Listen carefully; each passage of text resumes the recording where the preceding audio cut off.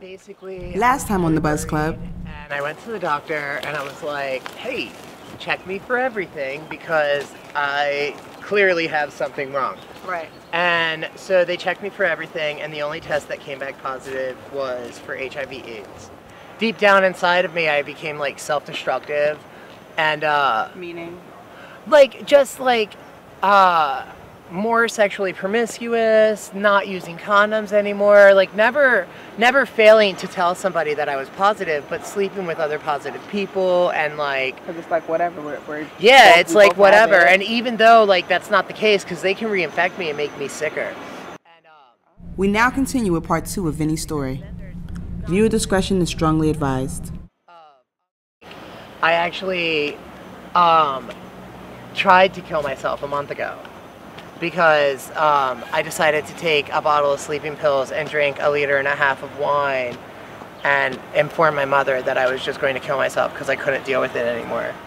At which point I walked myself to a doctor, to the emergency room, and was committed into a hospital for a little bit under a week.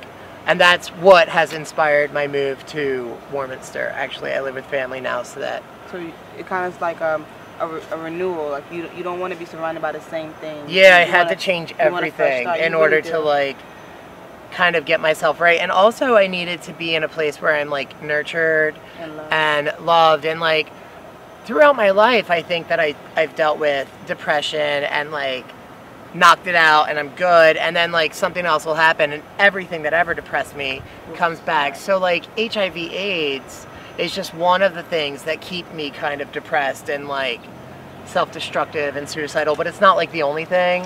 And I can't say that that's how it is for everyone, but for me it's like sometimes I forget that that's why I'm upset, but really deep down it's that and like so many other things that have like happened in my life that you'll just have to wait for my book to read about.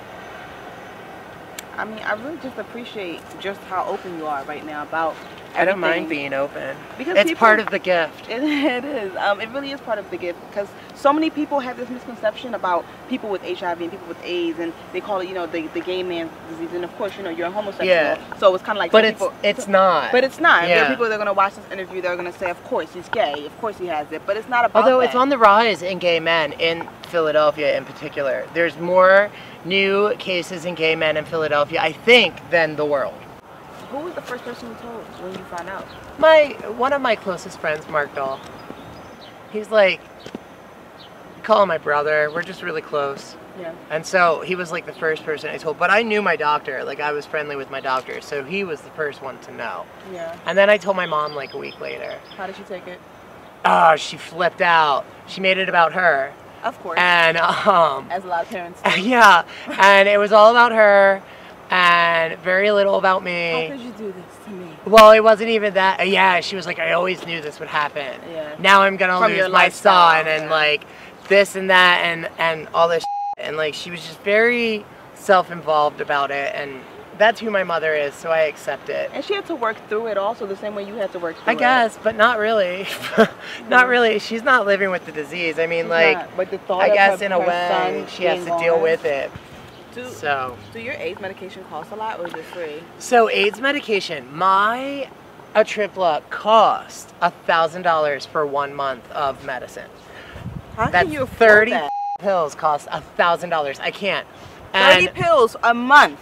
Yeah. Cost $1,000. Yeah. How can the average person who does not make Not even the average person. How can the above average person afford that? Like, it's ridiculous. $1,000 a month? So who covers it? Like, how do you? So they're like, I'm on Medicaid. Okay. So I don't pay anything for any of my medicine or like doctor's visits or anything. Like I basically have like $1 copay that nobody's ever asked me for in 4.5 years. But there are also things like the Ryan White Foundation that, do you know who Ryan White was? No.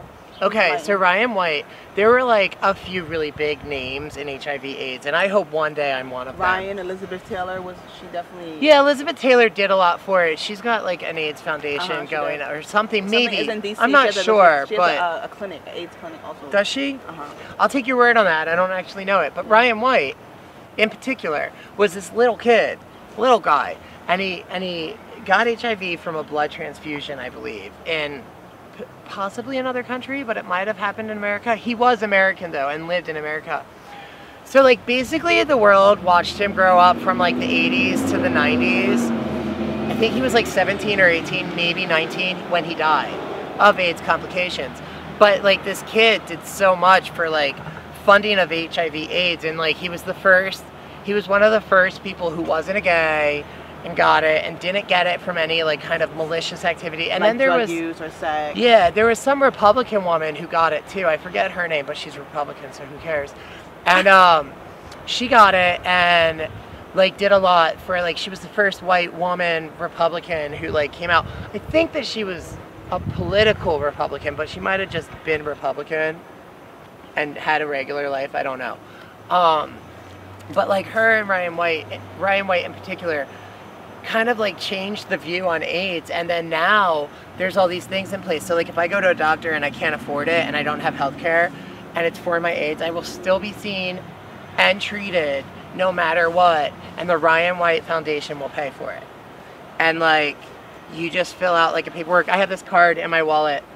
Please show it. And that's good to know, because there are people right now watching this that definitely have the virus and are wondering how can I get my meds paid for? Well, there's always medical case management. Specifically in Philadelphia, the Mazzoni Center is a great place to go for medical case management. And then there's Philadelphia Fight, and there's also Action AIDS. And all of these places offer medical case management. And the first thing I'd say is if you test positive, go get medical case management, because there are tons of ways to get things for free. So this is the Ryan White Service Eligibility Card. And what they do is every 6 months, they like re-verify just the fact that I have it. And then like people need like verification that I'm positive, and I just pull out this card. And then like there are services available to me and anyone with HIV AIDS. Like if I don't have my medicine and I need it.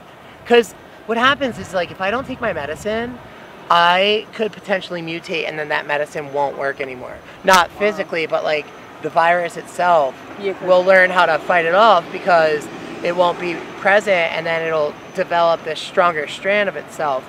And like the HIV virus can mutate from like getting reinfected by having unprotected sex with other people with HIV AIDS and all kinds of things. I do want to know though. What do you want to know? Since you've caught the virus, I mean, you're what, 31? 31. You know, so you're still hot, you know. I am still hot. And you still have desires, you still have urges. So yeah. How has having the virus affected you?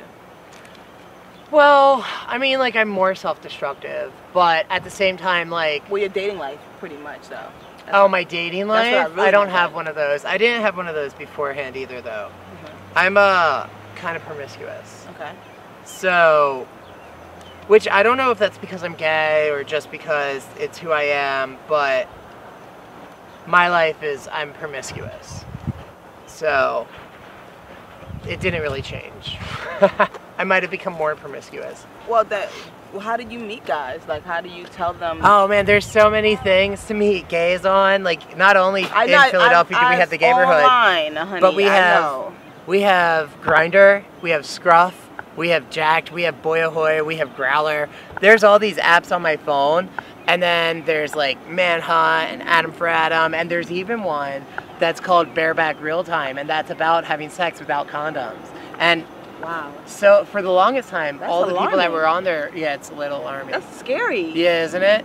For the longest time, all those people were like mostly HIV positive, but recently I've noticed a lot of like negative kids on there. And I'm like, why would you be on there if you were negative? Unless you're like looking for it. But that's a phenomenon that happens too. There's a thing called bug chasers. And like people who are actually out to try to get the HIV virus and catch it. You have got to be kidding me. Bug chasers? It's sick and disturbing. So there are people out here that want to get this virus because what? Is there some type of they're just self-destructive thrill about it? It's just part of the self-destruction. But at the end of the day, you also have homosexuals who are actively living as homosexuals who have relationships, who have jobs. You have that. Like they are living normal human beings. That's not my particular life, but that definitely happens. Would you like a life like that though? I think maybe when I'm like stable kind of. Yeah, I'm not a stable person. like, I can openly say that now in my life, that I'm not stable, and I may possibly be in the most stable position of my life at this moment, moving into the suburbs and getting away from a lot of but I'm not stable, and so I certainly couldn't have a stable anything. Like, I can't even imagine. Because you are what you attract, in a sense. You are what you attract. So when you start to become stable, then stable will find you. But when you're chaotic, then everything around you is chaos. Yeah. Your relationships are chaotic. I'm not stuck on the things that have happened. I'm stuck on the things I intend to happen. So, like, where I want to go is so different from where I've been. And while my past is in my present and my future, my present is in everything. You know what I mean? Yeah. Like, my present is also in my past and in my future. It's like an imprint. It's like imprinted everywhere. Yeah, like, when I look at my past now, I look at it through my present state of mind, and, like, I have this open kind of acceptance to it, because I'm like, well, that's what made me this person, and, like, that was hard, but this is not as hard, and thank like, you know, God or the universe or whatever it is that's out there, for giving me that gift of persistence and resistance, you know, because at the end of the day, like, that's what gets me through. And I'm a dynamic being because of that. And so many people can't really state that claim. No. So and at least you can look at yourself every morning knowing that you're real and you're honest with yourself. I am real. We're all real. Kind of. Kind of. Some of us are a bit plastic. Yeah. Any last words for this current generation out here? Practicing unprotected sex. And have safe sex. Have safe sex. And know your status. It's really important to know your status. So, like, even if you're scared, go get tested, because chances are you might be negative. And if you think that you're positive, you should know, so that you can live a longer, healthier life and begin healing yourself. And then also, I guess, don't let...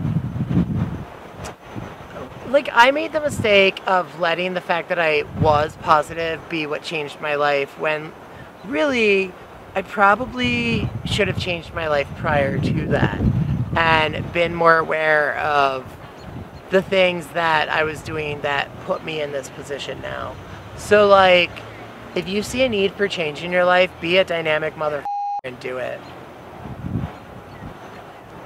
Be a dynamic motherfucker and do it.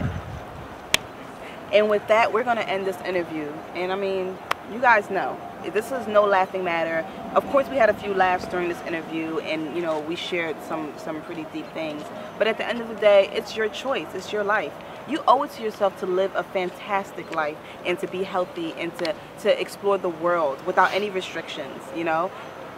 HIV, AIDS, people are dying every second, every minute, you know. Be safe. Don't use drugs. If you're using drugs, please use clean needles, you know, because that's the reality, you know. If you're fighting something, go seek help. If you're having sex, wear the condom. It's not worth it. It's really not. See you next time.